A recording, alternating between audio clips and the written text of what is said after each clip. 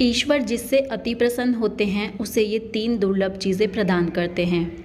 अधिकतर लोग ईश्वर से धन, प्रेम, संतान, रत्न आदि की कामना करते हैं, लेकिन कुछ ऐसे खास लोग होते हैं जो ईश्वर से इससे परे की चीज़ों की कामना करते हैं और अपनी ऐसी ही योग्य संतानों को ईश्वर 3 अति दुर्लभ चीज़ें प्रदान करते हैं। तो कौन सी हैं वो 3 दुर्लभ चीज़ें?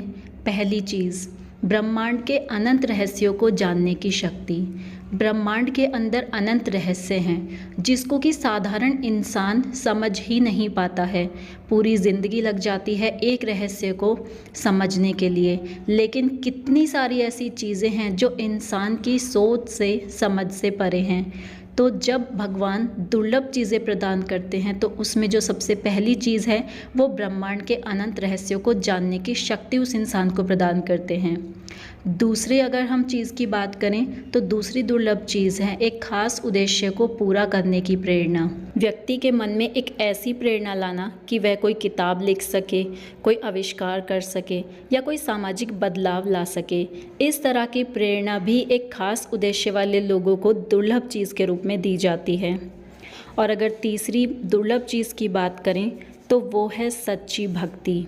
कलयुग में अधिकतर लोग भक्ति केवल अपनी इच्छाओं की पूर्ति के लिए करते हैं, किंतु जिसे सच्ची भक्ति प्राप्त हो जाए तो वो इस ब्रह्मांड में सबसे श्रेष्ठ होता है, क्योंकि धन और समृद्धि मात्र एक क्षणिक सुख देने वाली चीज़ें हैं, लेकिन जिसे ईश्वर की सच्ची भक्ति मिल गई उसके लिए तो दुनिया की सारी चीज़ मिल गई।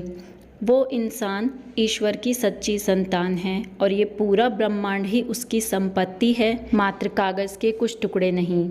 ये 3 दुर्लभ चीज़ें ईश्वर अपनी योग्य संतान को ही प्रदान करते हैं, क्योंकि ये चीज़ें देने से पहले ईश्वर अपनी संतान की कड़ी परीक्षा लेते हैं। परीक्षा में खरा उतरने पर ही ये दुर्लभ चीज़ें उसे दी जाती हैं।